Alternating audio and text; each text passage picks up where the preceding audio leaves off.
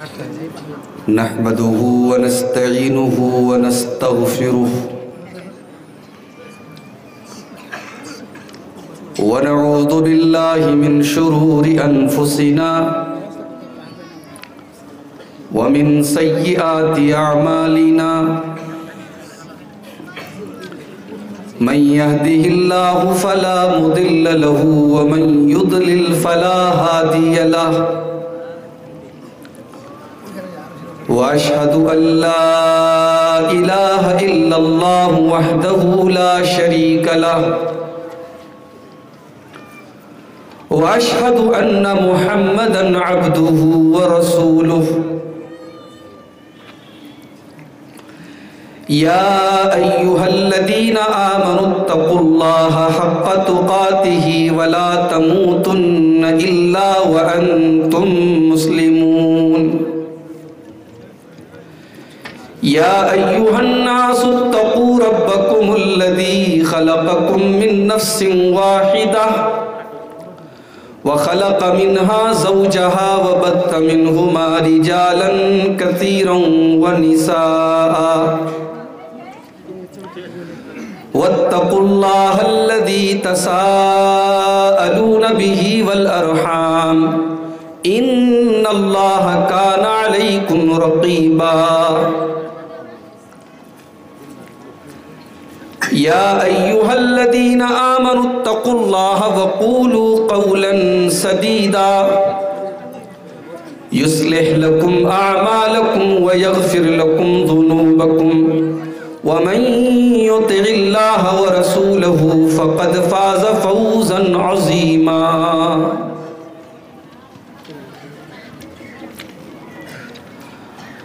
أما بعد فإن خير الحديث كتاب الله وخير الهدي هدي محمد صلى الله عليه وسلم وشر الأمور محدثاتها وكل محدثة بدعة وكل بدعة ضلالة وكل ضلالة في النار أعوذ بالله من الشيطان الرجيم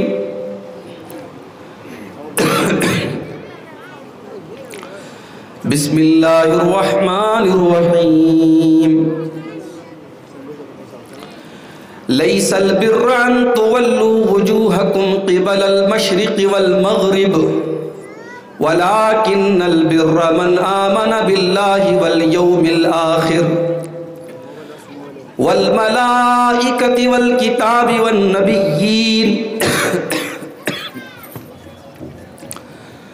وآتى المال على حبه ذوي القربى واليتامى والمساكين وابن السبيل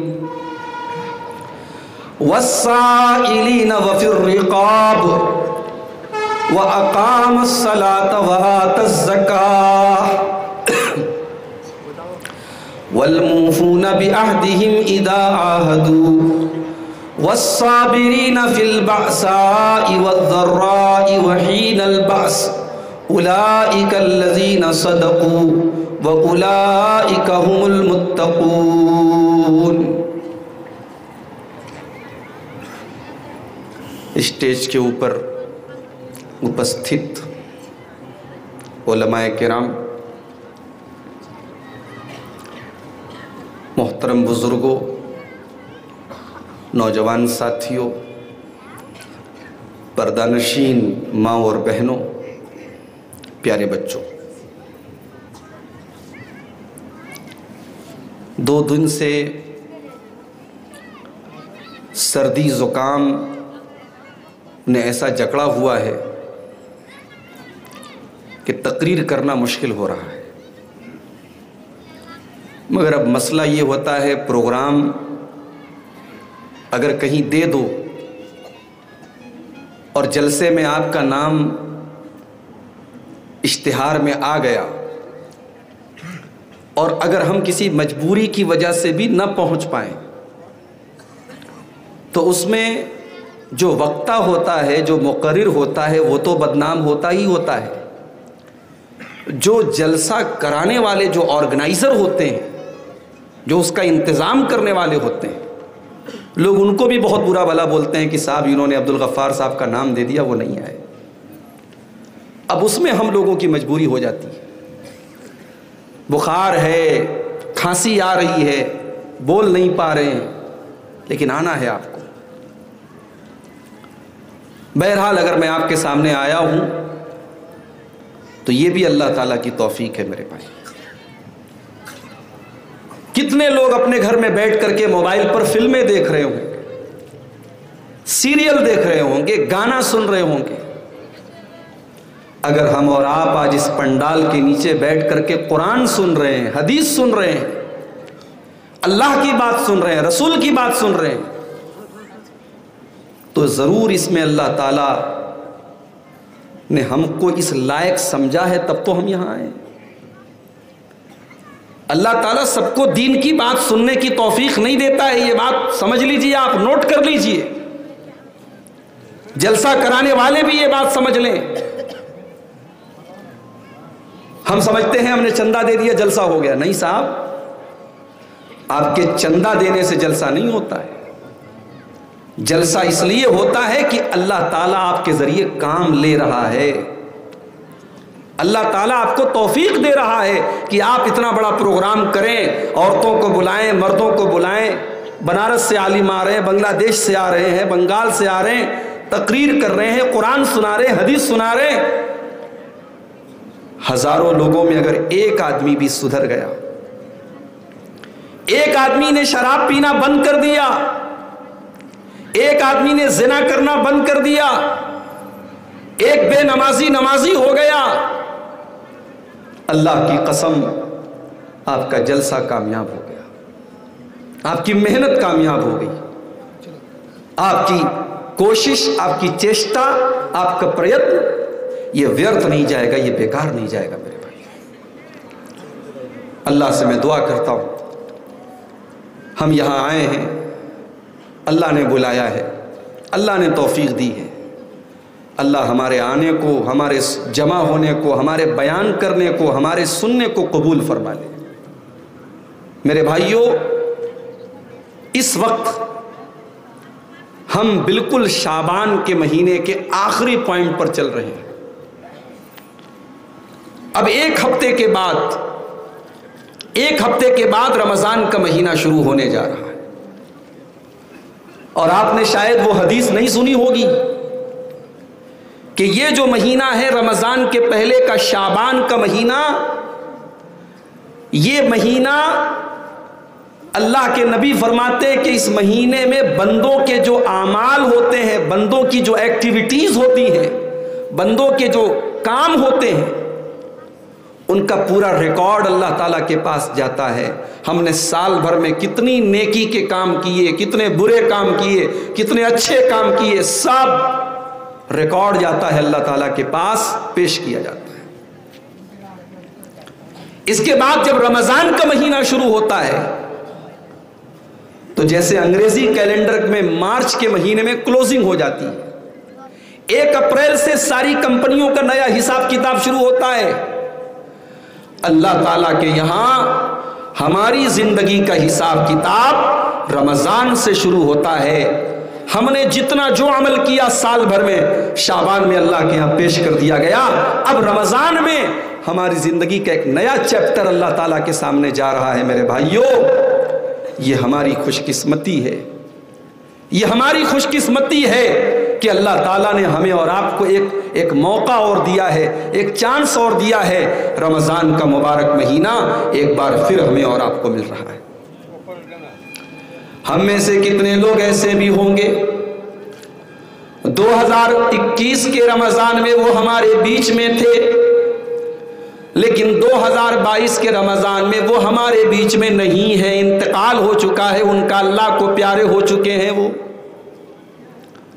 میرے پیارے ساتھیوں، میری پیاری ماں بہنوں، ہم اس بات کی کوئی گارنٹی نہیں رکھتے کہ ہمیں کتنے دن تک زندگی اللہ تعالیٰ نے ہم کو دے کے رکھی ہے۔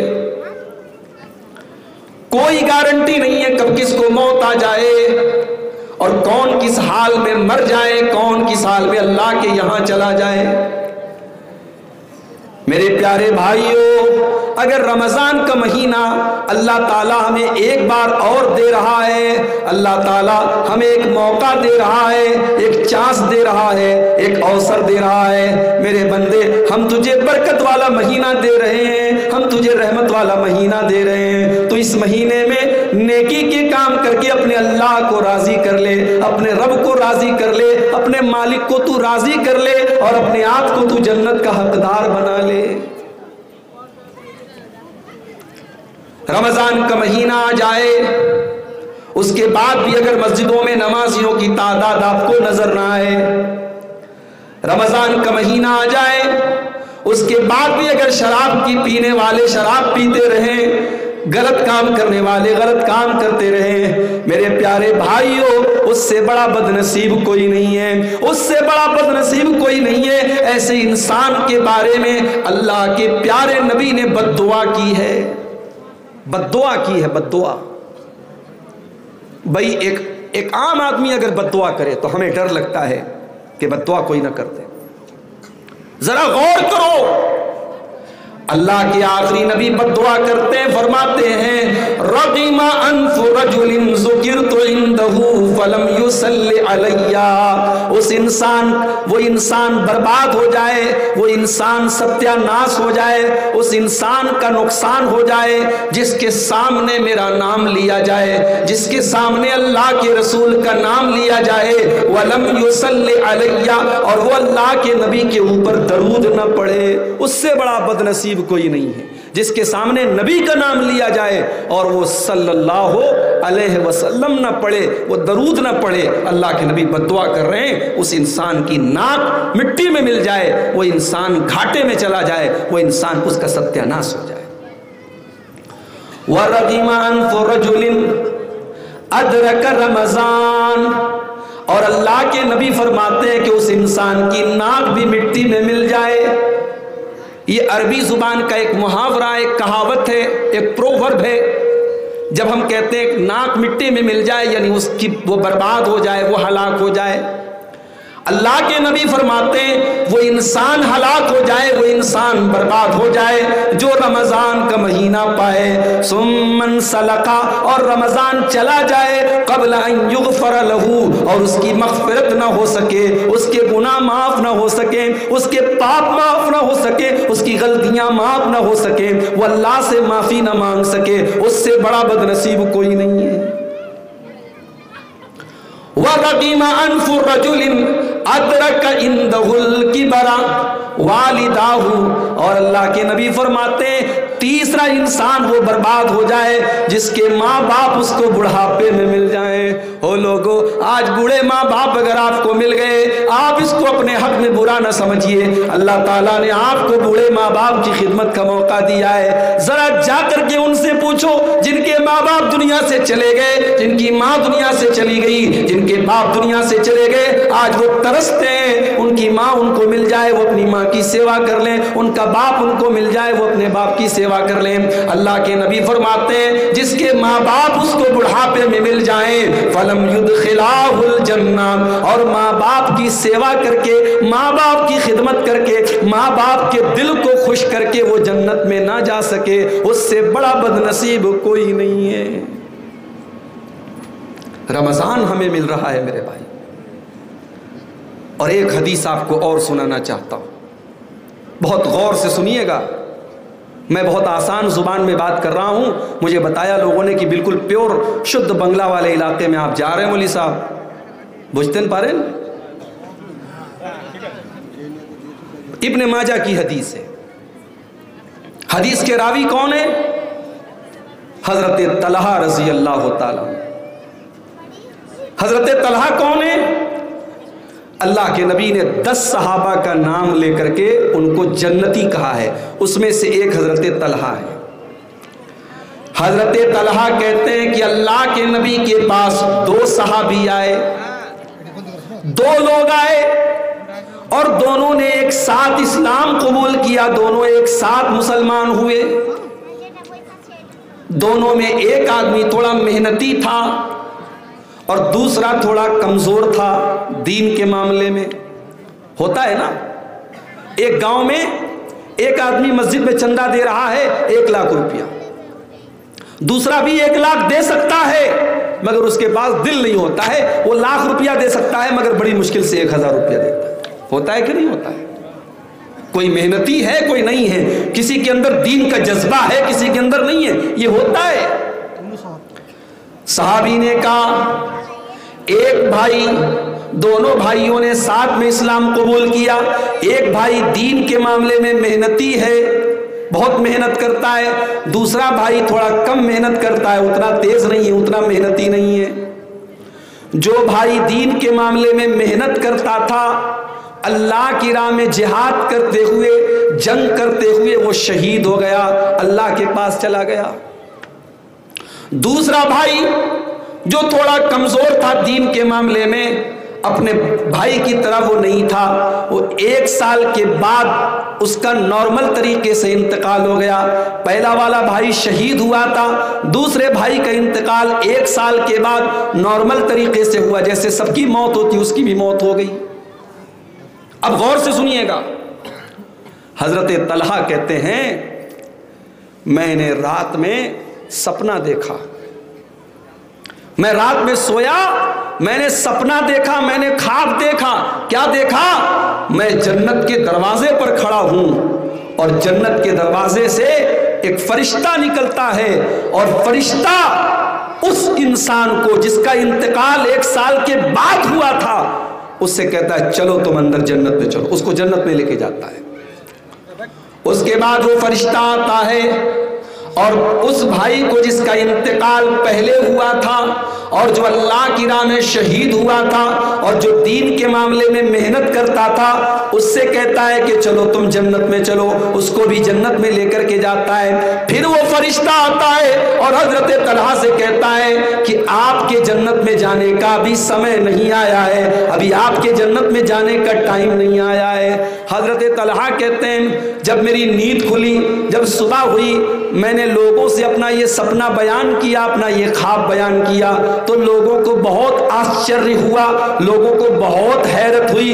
لوگوں نے کہا ایسا کیسے ہو سکتا ہے کہ جو اللہ کی راہ میں شہید ہوا وہ تو بعد میں جنت میں گیا, اور جو نارمل طریقے سے جس کا انتقال ہوا وہ پہلے جنت میں چلا گیا. صحابہ کو بڑی حیرت ہوئی.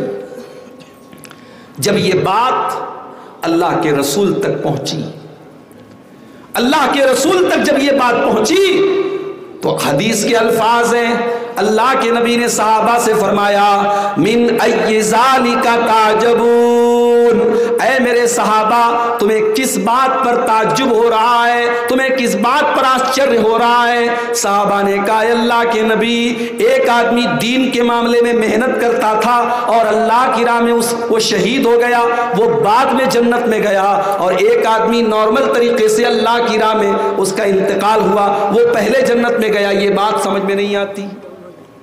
اب نبی کا جواب سنو میرے بھائی. اللہ کے نبی نے فرمایا الیس مکث بعدہ سنتن, اے میرے صحابہ وہ جو دوسرا بھائی تھا کیا وہ اپنے بھائی کے انتقال کے 1 سال بعد تک زندہ تھا کہ نہیں تھا؟ صحابہ نے کہا کہ ہاں اللہ کے نبی زندہ تھا. آپ نے پوچھا الیس قد ادرک رمضان, اسے اپنی زندگی میں 1 رمضان اور زیادہ ملا کہ نہیں ملا؟ صحابہ نے کہا ہاں اللہ کے نبی اسے 1 رمضان اور ملا. آپ نے فرمایا الیس قد صلی من سجدۃ کذا و کذا, اس نے 1 سال میں اتنی ساری نمازیں زیادہ پڑھی کہ نہیں پڑھی؟ صحابہ نے کہا ہاں اللہ کے نبی اس نے اتنی ساری نمازیں زیادہ پڑھی.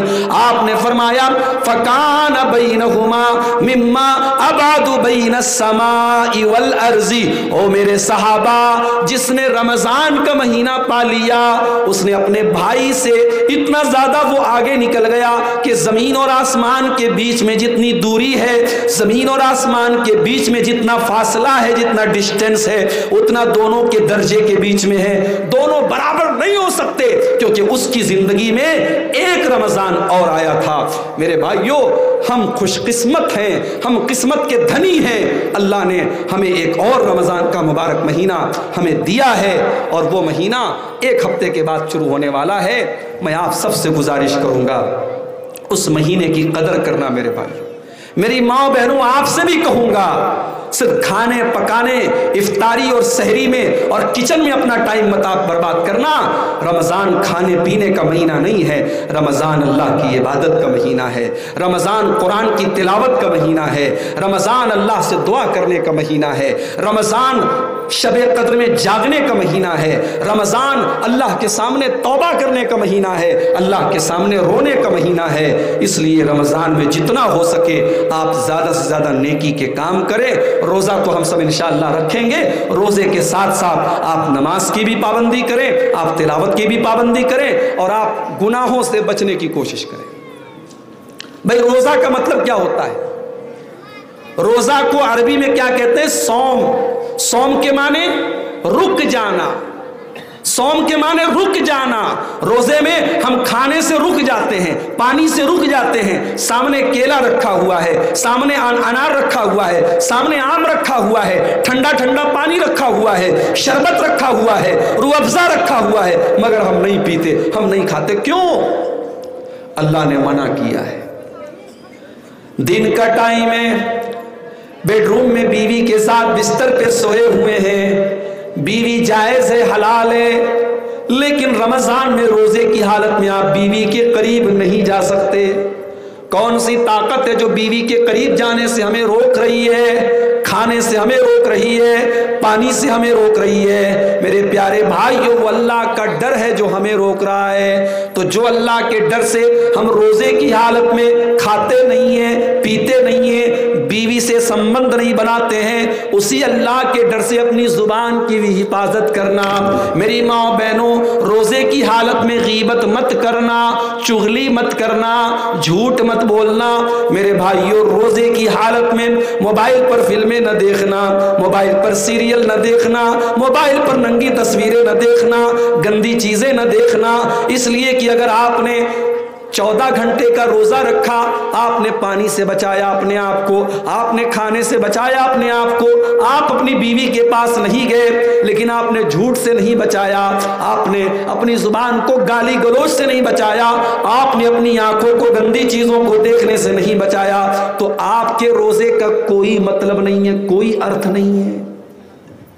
اللہ کے نبی کی حدیث ہے, اللہ کے نبی کی حدیث ہے, آپ فرماتے ہیں من لم یدع قول الزور والعمل به فلیس للہ حاجۃ ان یدع طعامہ وشرابہ. جو انسان روزے کی حالت میں جھوٹ بولے, روزے کی حالت میں غلط کام کرے, اللہ تعالیٰ کو کوئی آوشکتا نہیں ہے, اللہ کو کوئی ضرورت نہیں ہے کہ وہ کھانا چھوڑ دے, وہ پانی چھوڑ دے. اس کے کھانا چھوڑنے کا کوئی مطلب نہیں, اس کے پانی چھوڑنے کا کوئی مطلب نہیں ہے. تو روزے کی حالت میں اپنی زبان کی آپ رکھا کریں, اپنی آنکھوں کی آپ حفاظت کریں, اپنے جسم کے اعضاء کی حفاظت کریں.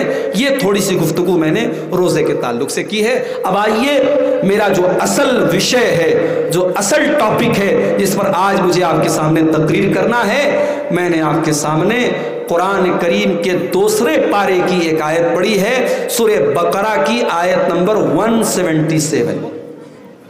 سورہ بقرہ کی 177. یہ بہت ہی عظیم آیت ہے, بہت ہی امپورٹنٹ آیت ہے, بہت ہی مہتوپورن آیت ہے. اس آیت کو اگر آپ نے سمجھ لیا, سمجھو آپ نے پورے دین کو سمجھ لیا. اس آیت کو اگر آپ نے سمجھ لیا, سمجھو پورے اسلام کو آپ نے سمجھ لیا. ایک آیت میں اللہ تعالیٰ نے پورے اسلام کو بیان کر دیا. میرے پیارے ساتھیوں, آپ اس جلسے میں کیوں آئے ہیں؟ اسی لیے تو آئے ہیں کہ جلسے میں اچھی اچھی باتیں سنیں گے, نیکی کے کام کے بارے میں جانیں گے کہ نیکی کا کام کون سا ہے اور غلط کام کون سا ہے. یہی تو مقصد ہے آپ کا. بولو بھائی, ایسا تو نہیں کہ بریانی کھانے آئے ہیں, ایسا تو نہیں کہ بھات ماچھ کھانے آئے ہیں.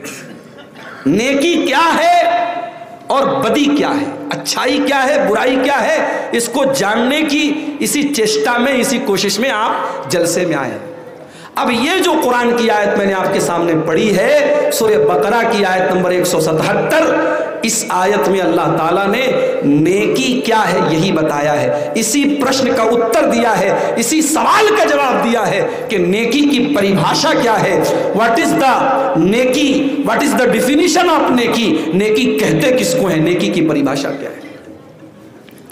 اللہ فرماتا ہے لیس البر ان تولوا وجوہکم قبل المشرق والمغرب، نیکی یہ نہیں ہے کہ تم پورب کی اور یا پچھم کی اور اپنا مخ کر لو، اپنا چہرہ کر لو، یہ نیکی کا کام نہیں ہے۔ نیکی کا کام یہ نہیں ہے کہ تم اپنا چہرہ پورب کی طرف کر لو یا پچھم کی طرف کر لو، ولکن البر، بلکہ نیکی یہ ہے کہ تم 16 کام کر لو۔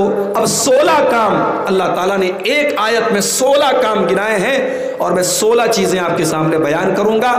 گلا میرا بہت ساتھ نہیں دے رہا ہے، طبیعت بہت اچھی نہیں ہے، مگر آپ بہت شوق سے سن رہے ہیں، میں آپ کا دل نہیں توڑوں گا، 16 باتیں بیان کر کے ہی میں یہاں سے انشاءاللہ اٹھوں گا۔ اور مجھے یقین ہے، اور تقریر کے آخر میں میں اپنی اس 16 باتوں میں سے کچھ سوال بھی آپ سے کروں گا، اور 3 سوال میں کروں گا، اور جو صحیح جواب دے گا انشاءاللہ میں اسے اپنی طرف سے کچھ انعام بھی دوں گا، ٹھیک ہے؟ تو آئیے شروع کرتے ہیں۔ اللہ نے کہا نیکی کیا ہے، نیکی کیا ہے؟ اللہ نے کہا 16 چیزیں اگر اپنے اندر پیدا کر لو تو تم نیک بن جاؤ گے۔ وَلَٰكِنَّ الْبِرَّ، میرے بندو نیکی یہ ہے کہ تم اللہ کے اوپر ایمان لاؤ۔ وَلَٰكِنَّ الْبِرَّ مَنْ آمَنَ بِاللَّهِ، نیکی یہ ہے کہ تم اللہ کے اوپر ایمان لاؤ۔ اب اللہ کے اوپر ایمان لانے کا کیا مطلب ہے؟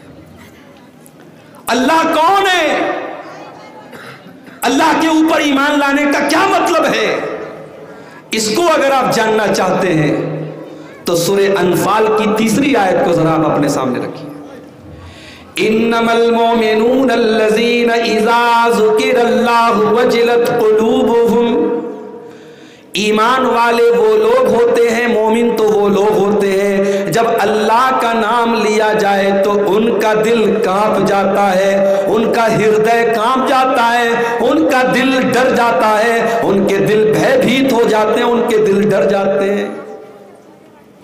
ابھی آپ کے ہی کلیا چک کے کسی نے بتایا مجھے کہ شیخ صاحب، ولی صاحب، ہمارے یہاں کنوارے لڑکوں سے زیادہ غلط کام کرنے میں شادی شدہ لوگ آگے ہیں۔ کنوارے لوگ تو تھوڑا ڈرتے ہیں، بچتے ہیں، شادی شدہ لوگوں کو تو یہ لگتا ہے کہ صاحب ہمارے پاس تو لائسنس مل گیا ہے، ہم چاہے جتنا غلط کام کریں۔ اب یہ مجھے کسی نے بتایا ہے آپ کے علاقے کا ماحول۔ اب اگر یہ چیز ہے تو ذرا قرآن کی اس آیت کو اپنے سامنے رکھو میرے بھائی۔ شادی ہو گئی آپ کی، بیوی آپ کے پاس موجود ہے، حلال طریقے سے آپ اپنی خواہش کو پورا کر سکتے ہیں، لیکن آپ کے پاس پیسہ ہے، دولت ہے، آپ حرام طریقے سے اپنی خواہش کو پورے کرنے کے لیے جا رہے ہیں، زنا کر رہے ہیں، بدکاری کر رہے ہیں، اس کا مطلب کہ اللہ کے اوپر آپ کا ایمان نہیں ہے۔ اگر اللہ کے اوپر آپ کا ایمان ہوتا تو آپ زنا نہ کرتے، آپ بدکاری نہ کرتے، آپ شرمگاہ کا غلط استعمال نہ کرتے۔ آپ کے مالدہ کے اندر، آپ کے کلیا چک کے اندر بگ بازار موجود ہے، بڑے بڑے شاپنگ مال موجود ہیں، آپ بڑے بڑے شاپنگ مال میں چلے جائیے، وہاں کیمرہ لگا ہوا ہے، اگر آپ نے گھڑی بھی اگر چوری سے مال کی لے کر کے اپنے پاکٹ میں ڈال لی، اگر آپ نے گھڑی بھی چورا لی، آپ نے کوئی معمولی سا سامان بھی اگر چوری کر لیا، کیمرے میں آپ کا چہرہ ریکارڈ ہو جائے گا، اور جب آپ شاپنگ مال کے گیٹ سے باہر نکلنے لگیں گے تو شاپنگ مال کا الارم بھی بجنے لگے گا کہ یہ گھڑی چورا کر کے جا رہا ہے، یہ سامان چورا کر کے جا رہا ہے۔ اس لیے شاپنگ مال میں کوئی چوری نہیں کرتا، کیونکہ سب کو پتا ہے کیمرہ لگا ہوا ہے، ریکارڈ ہو رہا ہے۔ میرے پیارے ساتھیوں، اگر شاپنگ مال کے اندر کیمرہ لگا ہوا ہے اور اس کیمرے کے ڈر سے ہم غلط کام نہیں کرتے، ہم کسی لڑکی کو نہیں چھیڑتے، ہم چوری نہیں کرتے، ہم سامان نہیں چوراتے، اس کیمرے کا تو کوئی بھروسہ بھی نہیں ہے، وہ کیمرہ تو خراب بھی ہو سکتا ہے، وہ کیمرہ تو ٹوٹ بھی سکتا ہے، اس کیمرے کو بنانے والا تو انسان ہے۔ او لوگوں، ہم اپنے اللہ کے اوپر کیسا ایمان رکھتے ہیں؟ ہمارے اللہ کا کیمرہ تو 24 آور آن ہے، ہمارے اللہ کا کیمرہ تو ہر سمے چالو ہے، ہمارے اللہ کا کیمرہ تو ہر سمے ہمارے اوپر نظر رکھے ہوئے ہیں۔ وَإِنَّ عَلَيْكُمْ لَحَافِظِينَ كِرَامًا كَاتِبِينَ يَعْلَمُونَ مَا تَفْعَلُونَ۔ میرے بندو، ہم نے تمہاری ایک ایک حرکت کو، ایک ایک عمل کو ریکارڈ کرنے کے لیے ہم نے تمہارے اوپر اپنے فرشتوں کو لگا دیا ہے۔ ہمارے فرشتے تمہارے ایک ایک عمل کو نوٹ کر رہے ہیں، ریکارڈ کر رہے ہیں۔ تم جو بھی کرتے ہو ہمارے فرشتے اس کو ریکارڈ کر رہے ہیں۔ او ہوٹلوں کے کمروں میں زنا کرنے والوں، او شراب پینے والوں، او حرام کام کرنے والوں، تم اللہ کے اوپر کیسا ایمان رکھتے ہو؟ اللہ کے اوپر ہم کیسا ایمان رکھتے ہیں؟ اللہ کے اوپر ایمان تو وہ لوگ رکھتے ہیں الذین اذا ذکر اللہ وجلت قلوبہم، جب اللہ کا نام لے لیا جائے تو ان کا دل بھیبھیت ہو جاتا ہے، ان کا دل کانپ جاتا ہے، ان کا دل ڈر جاتا ہے۔ اللہ کا نام لیا جائے انسان ڈر جائے۔ بخاری کی روایت ہے، اللہ کے نبی فرماتے ہیں کہ 3 لوگ سفر کے لیے نکلے، ایک پہاڑ کی گفا میں تینوں پھنس گئے، بڑا سا پتھر آ گیا گفا کے اندر، تینوں پھنس گئے۔ تینوں نے آپس میں طے کیا، چلو ہم اللہ سے ایسی دعا کرتے ہیں کہ اللہ تعالیٰ اس مصیبت کو، اس سنکٹ کو دور کر دے۔ تینوں نے دعا کی تھی۔ ان تینوں میں سے ایک نوجوان نے یہ دعا کی تھی کہ اے اللہ، میرے چاچا کی ایک لڑکی تھی، میری ایک چچازاد بہن تھی، میری چچا کی لڑکی تھی، میں اس سے بہت محبت کرتا تھا، میں اس کے ساتھ غلط کام کرنا چاہتا تھا، میں اس کے ساتھ زنا کرنا چاہتا تھا، اور اے اللہ ایک مرتبہ ایسا ہوا کہ گاؤں میں سوکھا پڑ گیا، گاؤں میں قحط پڑ گیا، لوگ اناج کے دانے دانے کو ترسنے لگے۔ میرے چاچا کی لڑکی میرے پاس آئی، اس نے مجھ سے 100 دینار مانگے۔ میں نے کہا میں ضرور تجھے 100 دینار دوں گا، میں ضرور تیری سہایتا کروں گا، میں ضرور تیری مدد کروں گا، مگر تجھے میری بات ماننی پڑے گی، تجھے اپنی عزت کا سودا کرنا پڑے گا، تجھے اپنا جسم میرے حوالے کرنا پڑے گا۔ اے اللہ، میرے چاچا کی اس لڑکی نے میرے آفر کو قبول کر لیا، میری بات مان گئی، تیار ہو گئی، اور میں اس کے ساتھ غلط کام کرنے ہی والا تھا، میں بھی تیار تھا، وہ بھی تیار ہو گئی تھی مجبوری میں۔ اے اللہ، عین موقع پر اس لڑکی کی زبان سے ایک جملہ نکلا، اتق اللہ ولا تفض الخاتم الا بحقہ، کہ اے اللہ کے بندے، اللہ سے ڈر، تو اللہ کو کیا منہ دکھائے گا؟ میں تیری بیوی نہیں ہوں، میں تیرے نکاح میں نہیں آئی ہوں، تو میرے ساتھ غلط کام کرنے جا رہا ہے، تو اللہ کو کیا منہ دکھائے گا؟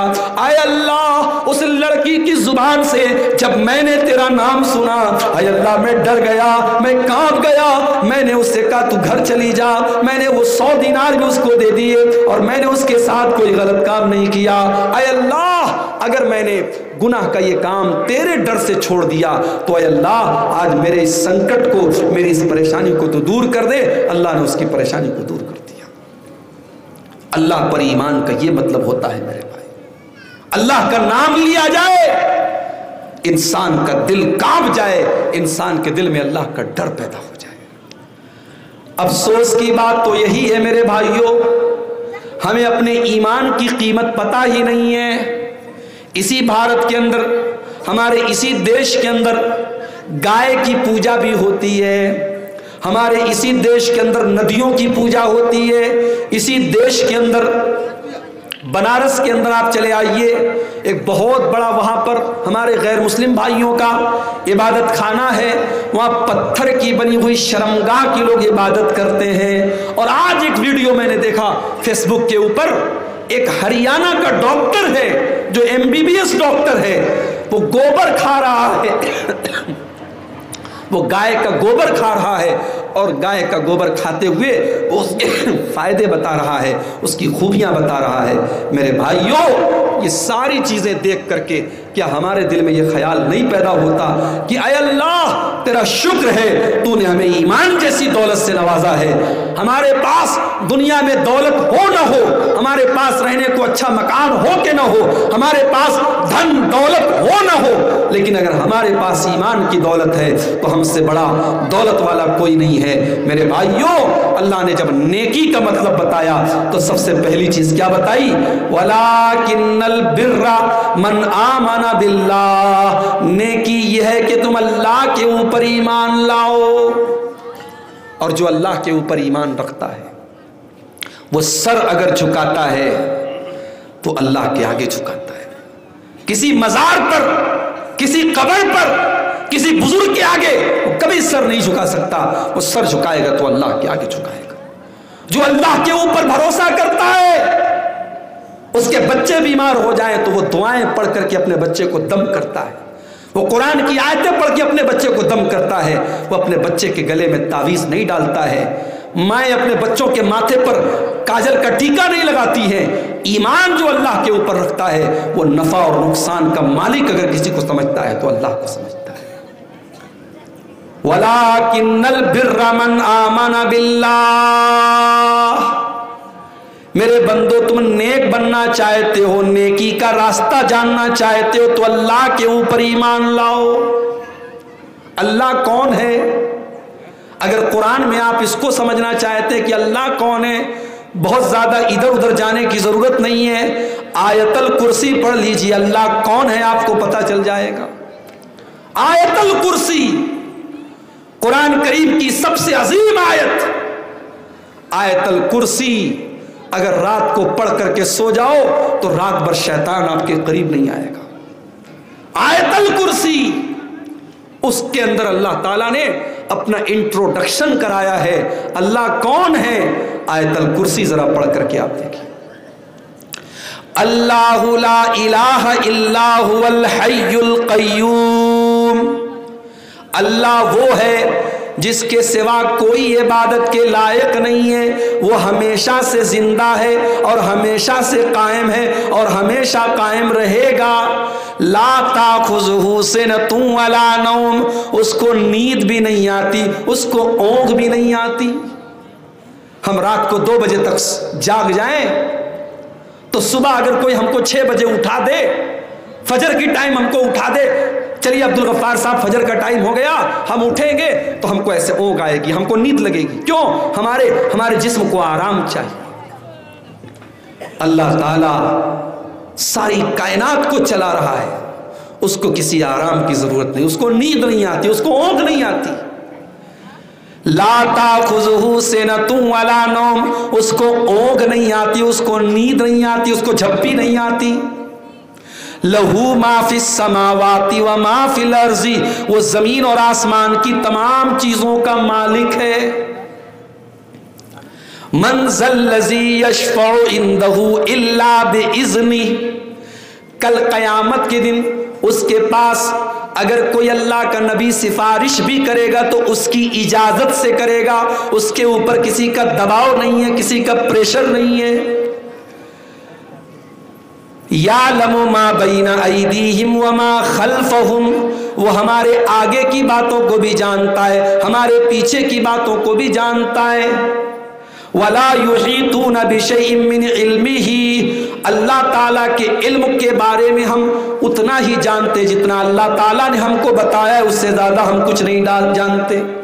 وسع کرسیہ السماوات والارض، اور اس کی جو کرسی ہے اللہ تعالیٰ کی، اب اللہ کی کرسی کیسی ہے، اس کرسی کی کیفیت ہم نہیں جانتے، لیکن اس کی کرسی اتنی بڑی ہے، اللہ کہہ رہا ہے اس کی کرسی آسمانوں اور زمین کو گھیرے ہوئے ہے۔ وَلَا يَؤُودُهُ حِفْظُهُمَا، اور آسمانوں اور زمین کی حفاظت کر کے اللہ تعالیٰ تھکتا نہیں ہے، اس کو تھکانے والی کوئی چیز نہیں ہے۔ وَهُوَ الْعَلِيُّ الْعَظِيمُ، اور وہ اللہ بلند ہے، اونچا ہے اور بہت عظیم ہے، بہت مہان ہے، بہت گریٹ ہے۔ آیت الکرسی میں اللہ تعالیٰ نے ایک آیت کے اندر اپنا انٹروڈکشن دے دیا۔ تو نیکی کیا ہے؟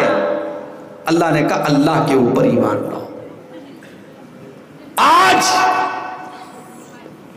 ابھی میں کلکتہ سے آ رہا تھا، راستے میں نے دیکھا ہمارے غیر مسلم بھائیوں کے یہاں عبادت ہوتی ہے، پوجا ہوتی ہے، ان کے معبود کا جو مجسمہ ہوتا ہے، جو مورتی ہوتی ہے، اس مورتی کے بنانے والے ان کی دکان کے پاس سے جب میری ٹیکسی گزری، میری کار گزری، میں نے دیکھا کہ مجسمہ بنا ہوا ہے، اسٹیچو بنا ہوا ہے اور اس کا پورا ننگا بدن نظر آ رہا ہے. اب اس کے اوپر کپڑے پہنائے جائیں گے اور پھر اس کے آگے لوگ ہاتھ جوڑیں گے، اس کو اپنا مالک سمجھیں گے. مجھے قرآن کی وہ آیت یاد آ گئی جو حضرت ابراہیم نے اپنے باپ سے کہا تھا، اتعبدون ما تنحتون، کہ اے لوگو، اے میرے باپ، تم جس چیز کو اپنے ہاتھ سے بناتے ہو پھر تم اس کی پوجا کرنے لگتے ہو، اس کی اپاسنا کرنے لگتے ہو، اس کی عبادت کرنے لگتے ہو. اللہ تعالیٰ کے اوپر جو ایمان رکھتا ہے وہ کسی اور کی عبادت نہیں کر سکتا. میرے اللہ کے سوا کوئی نفع نقصان کا مالک نہیں.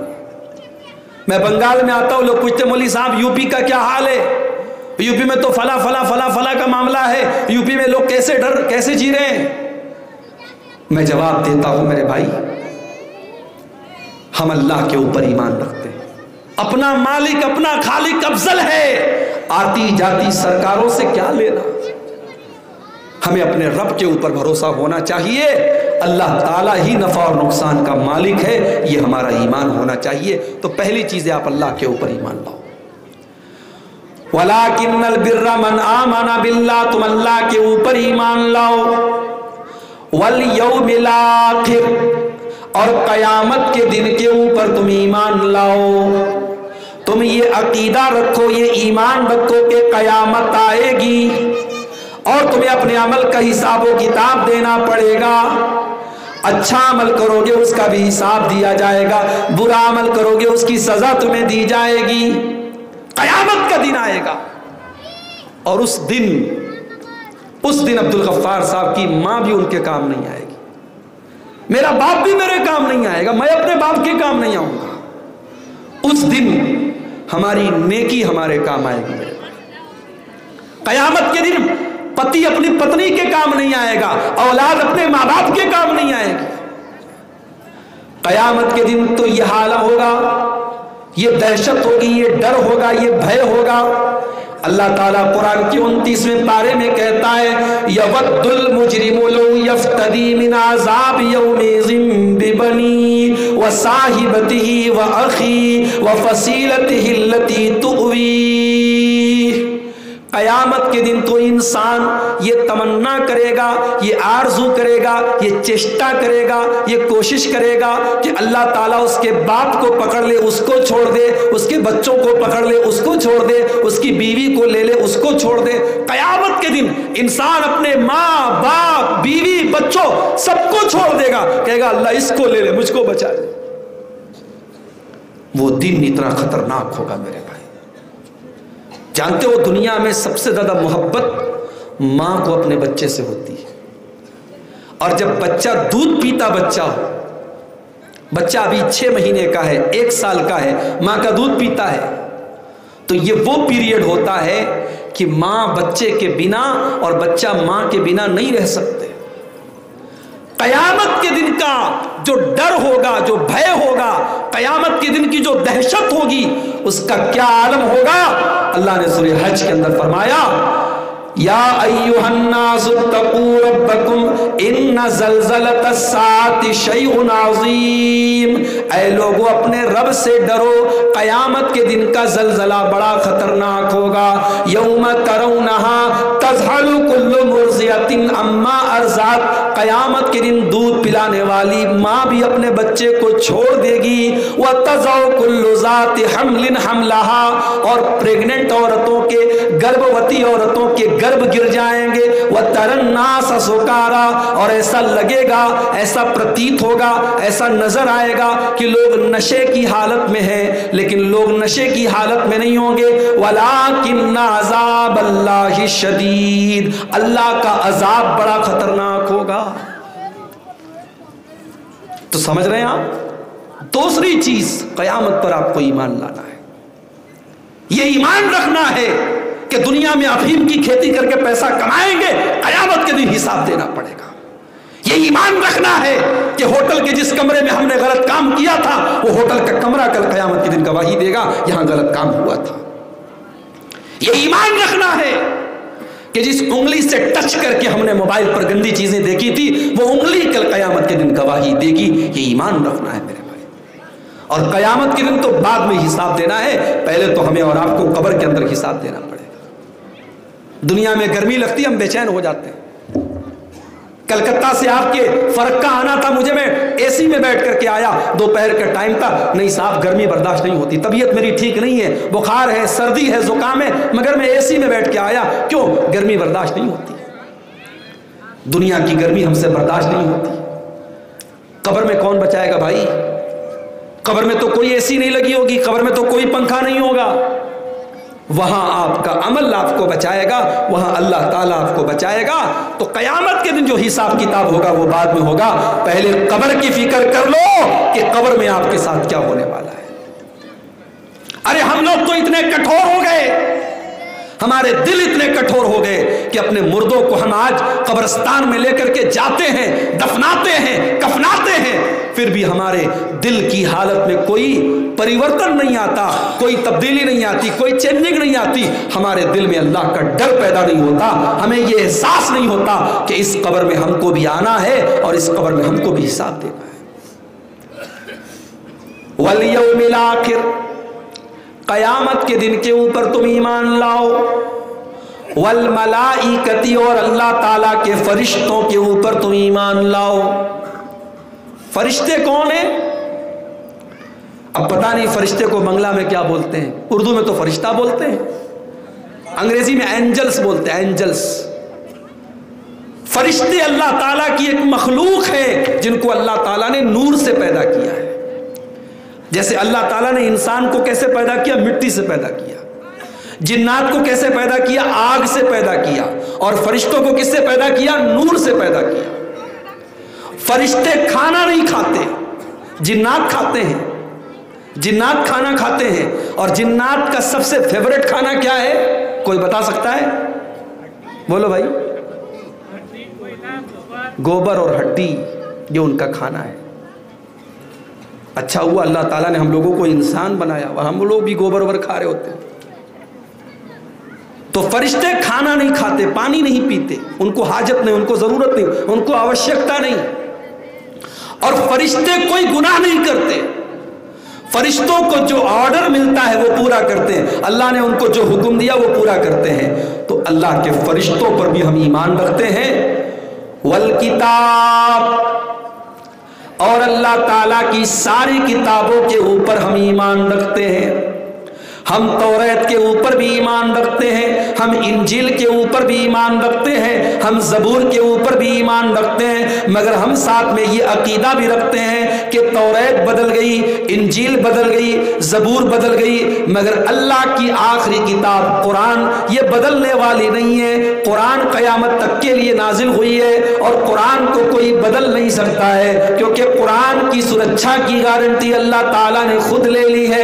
इन्ना नहनु नज़्ज़लना ज़िक्रा व इन्ना लहू लहाफ़िज़ून। कुरान की हिफाजत हम करते हैं। 8 साल का बच्चा कुरान का हाफिज हो जा रहा है। अभी झारखंड के बरहेट में 16 साल की एक बच्ची कुरान की हाफिज हो गई। पूरे झारखंड में ये पहली लड़की है जिसने कुरान का हाफिजा कर लिया। आज छोटे छोटे बच्चे कुरान को याद कर लेते हैं। ये कुरान का कमाल है मेरे भाइयों, ये अल्लाह की किताब का कमाल है। अल्लाह ताला इस किताब की हिफाजत कर रहा है। 8-8 साल के बच्चे को कुरान पूरा का पूरा याद है। और तरावी के रमज़ान के महीने में तरावी की नमाज में हम कुरान को सुनते हैं उन बच्चों से। तो तमाम किताबों पर भी हम ईमान रखते हैं। वन्नबिय्यीन, और नेकी ये है कि तुम अल्लाह के नबियों के ऊपर ईमान लाओ। कितने नबी आए दुनिया में, कोई बता सकता है? बोलो भाई, बुझते बारे ना बुझते बारे, कितने नबी आए? गलत बात है। 1,24,000 کی حدیث ضعیف ہے. اس لیے اگر کوئی یہ پوچھے کہ نبی کتنے آئے تو سمپل سا جواب دیجئے بے شمار آئے. کتنے آئے؟ بے شمار آئے. We don't know, we have no knowledge, ہمیں نہیں پتا کتنے آئے, تعداد نہیں پتا. قرآن میں 25 نبیوں کا نام آیا ہے اور نبیوں میں سب سے آخری نبی جناب محمد رسول اللہ صلی اللہ علیہ وسلم بن کر کے آئے. اب آپ کے نبی ہونے کے بعد, اب آپ کے دنیا میں آنے کے بعد اب کوئی اور نبی آنے والا بولو بھائی نہیں ہے. اور ایک بات اور نوٹ کر لو, ہمارے نبی کے آ جانے کے بعد اب قیامت تک اگر کسی کو جنت میں جانا ہے, کامیاب ہونا ہے, تو لا الہ الا اللہ کے ساتھ ساتھ اسے محمد الرسول اللہ بھی پڑھنا ہوگا. اگر کوئی لا الہ الا اللہ کو مانے, جیسے ہمارے بہت سارے غیر مسلم بھائی روزہ رکھتے ہیں رمضان میں, بہت سارے غیر مسلم بھائی اللہ کو ایک مانتے ہیں, مگر جنت میں جانے کے لیے محمد الرسول اللہ کی رسالت کو بھی ماننا پڑے گا, آپ کو اللہ کا رسول بھی ماننا پڑے گا. ان دونوں کے بغیر ہم کامیاب نہیں ہو سکتے. تو اللہ نے کہا نیکی یہ ہے کہ تم اللہ کے سارے نبیوں پر ایمان لاؤ. اس کے بعد فرمایا وَآتَ الْمَالَ عَلَىٰ حُبِّهِ ذَوِي الْقُرْبَىٰ, اور اے میرے بندو نیکی یہ ہے کہ تم اپنے مال کو دان کرو, مال کی محبت کے باوجود تم مال کو دان کرو. دیکھو مال کی محبت نیچرل ہے. کوئی اگر یہ کہتا ہے مجھے مال سے محبت نہیں ہے, جھوٹ بول رہا ہے. کوئی اگر یہ کہتا ہے میرے دل میں مال اور دھن دولت کا پیار نہیں ہے, جھوٹ بولتا ہے وہ. اللہ کہہ رہا ہے کہ مال کی محبت تو ہے, مال سے سب کو پیار ہے, لیکن مال سے پیار ہونے کے باوجود اپنے مال کو وہ دیتا ہے, دان کرتا ہے. کس کو دان کرتا ہے؟ ذوی القربا, اپنے رشتہ داروں کو دان کرتا ہے. کیا مطلب؟ رشتہ داروں کو دان کرنے کا کیا مطلب ہے؟ مطلب یہ ہے آپ نے مسجد میں دان کیا, آپ نے مدرسے میں دان کیا, آپ نے غریبوں کو دان کیا, آپ نے یتیموں کو دان کیا, لیکن آپ کی بوڑھی ماں کی دوا کے لیے پیسہ نہیں ہے اس کے پاس, اور آپ اپنی ماں کا خیال نہیں رکھتے. باپ کے پاس اچھے کپڑے نہیں ہیں, آپ باپ کو اچھا کپڑا لا کے نہیں دیتے, بیوی کو اچھا کپڑا لا کے نہیں دیتے, بچوں کو اچھا کپڑا اور اچھا کھانا نہیں دیتے. سب سے پہلے اپنے بچوں پر خرچ کرو, اپنی بیوی پر خرچ کرو, اپنی ماں پر خرچ کرو, اپنے باپ پر خرچ کرو. سب سے پہلے ان کا حق ہے میرے بھائی. اور کوئی یہ نہ کہے عبد الغفار صاحب بیوی کے لیے اگر ہم کپڑا خرید کے لاتے ہیں تو کیا اس پر بھی ہم کو ثواب ملے گا؟ ثواب ملے گا آپ کو. آپ نے اپنے بچوں کے لیے کھانے کا سامان آپ نے بچوں کو کھلایا, ثواب ملے گا آپ کو. اللہ کے نبی فرماتے ہیں کہ تم حلال طریقے سے جو بھی پیسہ کماتے ہو اور خرچ کرتے ہو اس پر تمہیں ثواب ملے گا. حتی اللقمۃ التی تضعها فی امرأتک, تم اپنی بیوی کے منہ میں جو لقمہ ڈالتے ہو, بیوی کو جو کھانا کھلاتے ہو, اپنی پتنی کو جو تم کھانا کھلاتے ہو, اس پر بھی تم کو ثواب ملے گا. پتہ چلا کبھی کبھی بیوی کو کھانا بھی کھلانا چاہیے. بہت سے لوگ بیچارے گھر میں آتے ہیں تو بیوی سے کہتے چل میرا ہاتھ پیر تو دبا, چل میرے ہاتھ پیر کی تو مالش کر. بیوی سے سیوا کروانا یہی کمال نہیں ہے. کبھی کبھی بیوی کے ساتھ بیٹھ کر کے اس کو محبت سے کھانا کھلانا یہ بھی رسول کی سنت ہے میرے بھائیوں. اس سنت کو بھی آپ زندہ کیجئے. اللہ کے نبی کہتے ہیں بیوی کے منہ میں جو تم لقمہ ڈالتے ہو, جو کھانا کھلاتے ہو, اس پر بھی تم کو ثواب ملے گا. تو سب سے پہلے کس کو دان کرنا ہے؟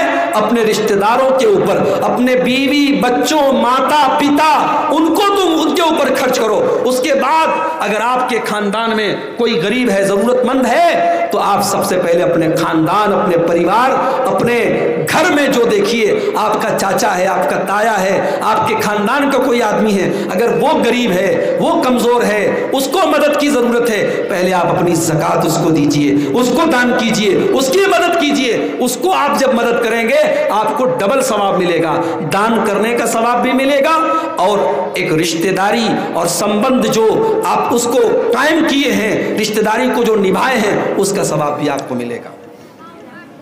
वलयतामा, और ऐ मेरे बंदो नेकी ये है कि तुम यतीम के साथ पुण्य करो, यतीम को दान दो। यतीम किसको कहते हैं? यतीम उसको कहते हैं जिसके सर से उसके बाप का साया उड़ जाए। बड़ा बेसहारा हो जाता है वो बच्चा जिसके बाप का साया उड़ जाए।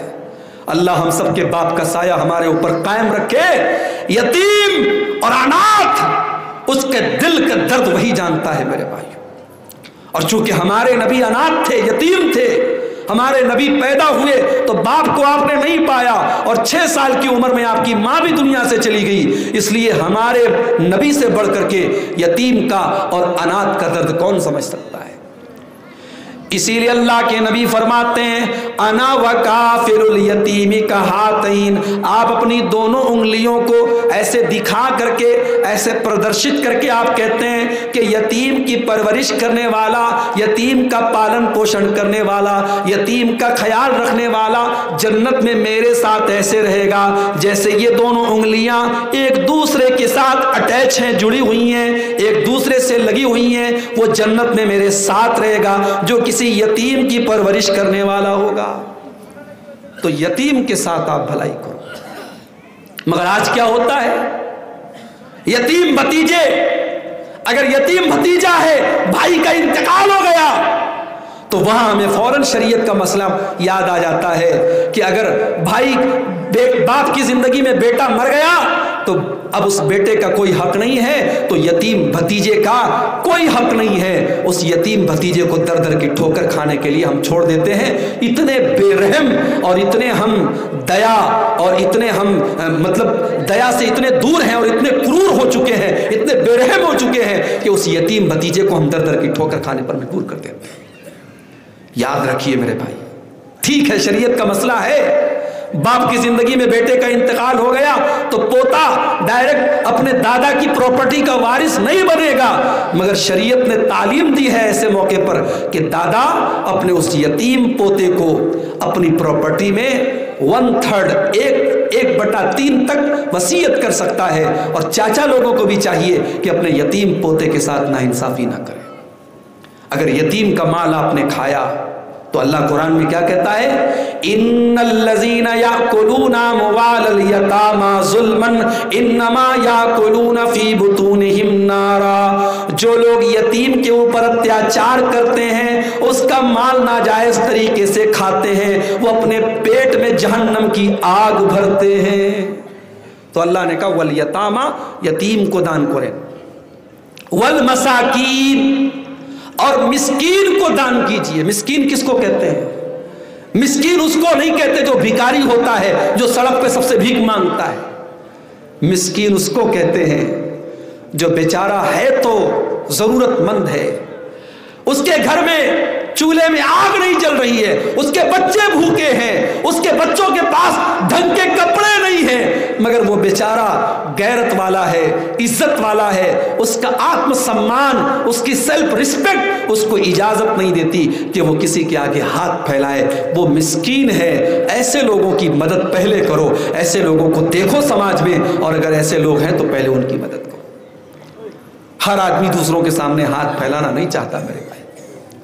वल मसाकीन, मिस्कीनों को दान करो, वब्न सबील, और मुसाफिर को दान करो।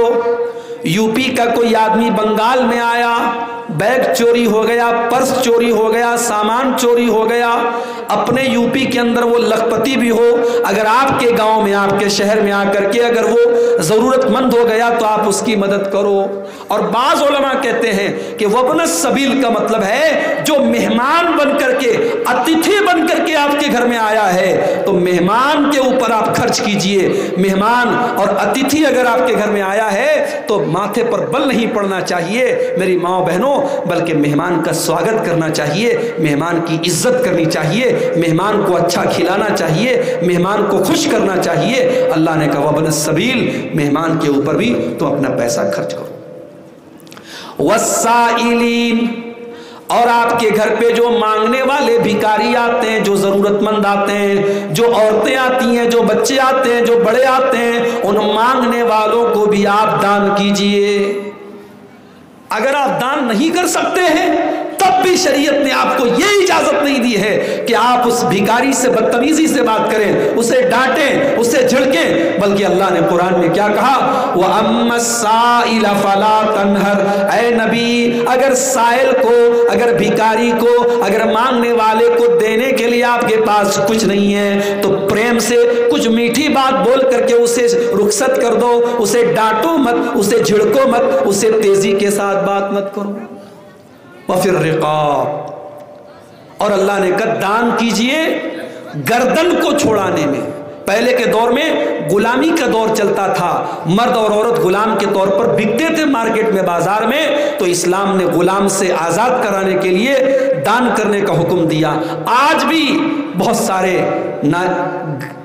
بے قصور لوگ جیل میں سڑ رہے ہیں، آپ اپنی زکوٰۃ کی رقم سے، اپنے صدقہ خیرات سے، اپنے دان سے ان بے قصور لوگوں کو چھوڑانے میں ان کی ہیلپ کر سکتے ہیں، ان کی مدد کر سکتے ہیں۔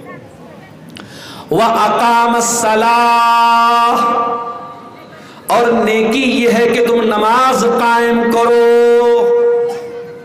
غور کرو میرے بھائیوں، میری ماں بہنوں، نماز پڑھنے کا حکم نہیں ہے، نماز قائم کرنے کا حکم ہے۔ نماز قائم کرنے کا مطلب یہ ہے کہ آپ رات میں 2 بجے تک بھی اگر جلسہ سن رہے ہیں اور صبح 5 بجے فجر کی اذان ہو رہی ہے، اپنی آنکھوں کو ملتے ہوئے آپ اٹھیں کہ نہیں صاحب نماز کے بعد ہم سو لیں گے لیکن نماز نہیں چھوڑیں گے۔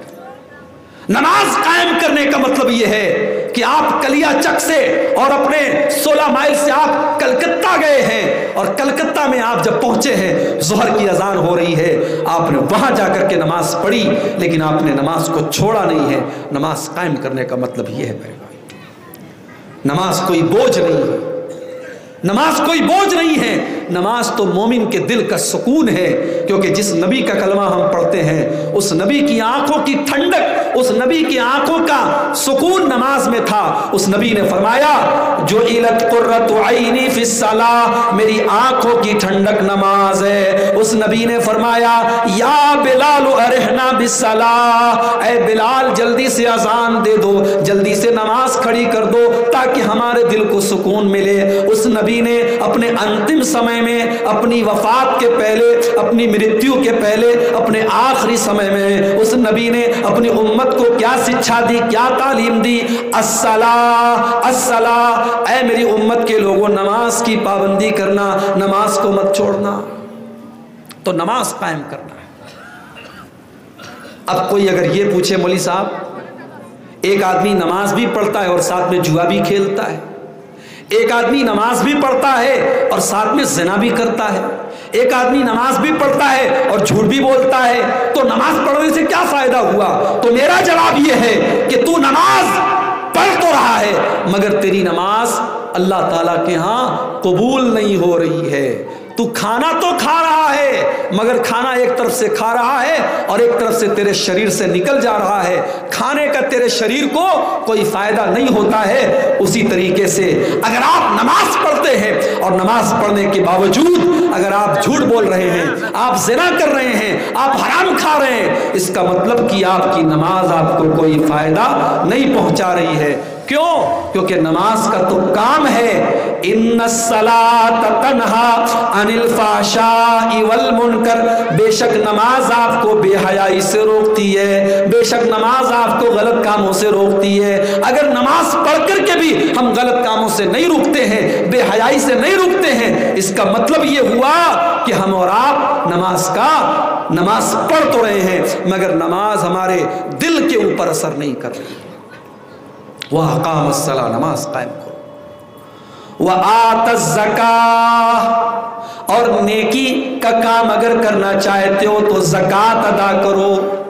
میری ماں بہنوں، سونا چاندی آپ پہنتی ہیں، اگر 7.5 تولہ سونا آپ کے پاس ہے، اگر 85 گرام سونا آپ کے پاس ہے، اور اگر چاندی کا زیور آپ پہنتی ہیں اور 595 گرام چاندی آپ کے پاس ہے، تو چاندی کی زکوٰۃ آپ کو دینا ہے، سونے کی زکوٰۃ آپ کو دینا ہے۔ اگر آپ سونے کا زیور تو پہنتی ہیں اور زکوٰۃ اس کی نہیں نکالتی ہیں، آپ چاندی کا ہار پہنتی ہیں، چاندی کی پائل اور چاندی کے جھمکے پہنتی ہیں اور اس کی کی زکات آپ نہیں نکالتی ہیں تو کل قیامت کے دن جہنم کی آگ کا کنگن آپ کو پہنایا جائے گا، جہنم کی آگ کا جھمکا آپ کے کانوں میں ڈالا جائے گا، جہنم کی آگ کی پائل آپ کے پیروں میں ڈالی جائے گی۔ جس مال کی زکات ہم نہیں نکالیں گے وہ مال کل قیامت کے دن ہمارے لیے بہت بڑی مصیبت بن جائے گا میرے بھائیوں۔ اسی لیے اللہ تعالیٰ سورہ توبہ کے اندر کہتا ہے والذین یکنزون الذھب والفضہ ولا ينفقونها فی سبیل اللہ، جو لوگ سونا چاندی اپنے گھر میں اکٹھا کرتے ہیں، اسٹور کرتے ہیں، کلیکٹ کرتے ہیں اور اس کی زکات نہیں نکالتے، ولا ينفقونها، اس کی زکات نہیں نکالتے، فبشرهم بعذاب علیم، اے نبی ان کو دردناک عذاب کی، ان کو پیڑا دائک عذاب کی بشارت سنا دو۔